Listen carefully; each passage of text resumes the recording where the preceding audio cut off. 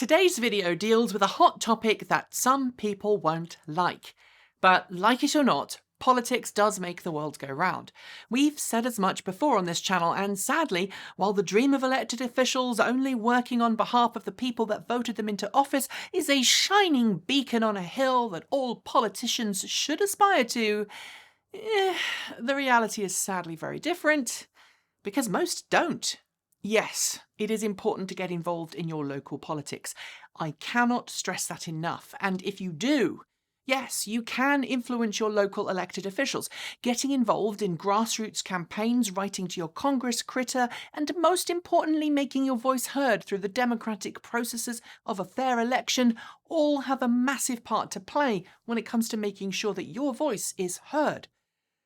But sadly, as much as it pains me to acknowledge this, the other side of the political life, the bit that people don't like to talk about as much, well, that involves lobbyists, individuals and organisations whose sole purpose is to sway political leaders through everything from organisational might, like representing a major industry or a group of people, to assisting draft potential legislation, taking into the advantage that most politicians lean heavily on industry experts to make and modify laws, and finally financial contributions to election campaigns, wining and dining elected officials, and yes, sometimes even looking the other way on certain key issues in exchange for some metaphorical back-scratching elsewhere.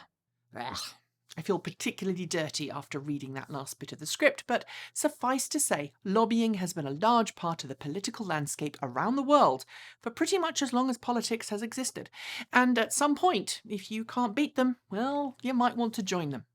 And when it comes to plug-in vehicles, there have been plenty of lobbying groups over the years who have attempted to get elected officials onto the side of cleaner, greener transportation. Sometimes they've had successes, like zero-emission mandates in some US states or a push for incentives for electric vehicle purchases. But under the current administration, lobbying on behalf of plug-in automakers and their owners hasn't been as easy as it might have been in the past. Partly because of the political tendencies of the current administration, and partly because of the efforts of those who would rather not electric vehicles take off, like the oil and gas industry, and billions of dollars from wealthy donors happy to funnel cash into a campaign in order to get the chance to find a lucrative new position on the flip side. But we are not going there in this video. With the results of the last election showing a new president-elect and vice president-elect due to enter into office in January, and yes, we are treating this as a fact based on all verifiable data available to us and the media in general, not baseless accusations that have yet to be backed up by first-hand empirical data or make it through any court cases, it is likely that electric vehicles will get a far easier time under the new incoming administration. After all, one of the key issues on the ticket this fall in the US general election was tackling the effects of global warming on our planet, and the need for us as a global family to change the way we use and store energy, to lower emissions, and to make energy more sustainable and equitable. Which is perhaps why the electric vehicle industry has just launched a brand new lobbying group whose sole purpose is to represent the interests of the electric vehicle world, including the electric vehicle supply world, and major energy generators on Capitol Hill and in legislatures throughout the US. Its name? The Zero Emission Transportation Association, or ZETA for short. Its members include companies that you might think of as rivals, but which have all come together to help policymakers make smart choices at all levels of government that will ultimately, hopefully, accelerate the mass adoption of electric vehicles. I'm going to come to the members in a second, but in its first official press release, it set out its overall lobbying goals in the US. Essentially, to help the country, and I hope by association other countries around the world, to make the transition to electric vehicles. These include pushing for point-of-sale customer incentives to encourage citizens to make the switch to an electric vehicle, a massive spend in electric vehicle infrastructure across the entire US, increasing vehicle emissions targets to get or force automakers to switch to zero-emission vehicles, because the tougher the targets, the harder it is to meet them without making battery electrics, and putting into place corporate measures that reward every part of the electric vehicle life cycle in the US, from raw material mining through to battery manufacturing, vehicle production, and end-of-life recycling. Its largest goal, though, that's to get the US federal government to commit to and put into place measures to ensure that all new light, medium, and heavy-duty vehicle sales by 2030 in the US are of 100% electric vehicles. Now that you know what ZETA wants to achieve on Capitol Hill, let's look at the companies who are in ZETA and those who aren't. Because while many mainstream automakers have professed a recent interest in making the switch to cleaner, greener vehicles, none of them are represented here. I'm not sure if that's by design or if it's because they declined to join. Either way, it is kind of disappointing. The companies which are represented, though, well, that reads like a who's who in the non-legacy automaker world. There's Tesla, Lucid Motors, Lordstown Motors, Rivian, Arrival, and Proterra, as well as parts suppliers for both the auto and charging infrastructure world, including Siemens and ABB.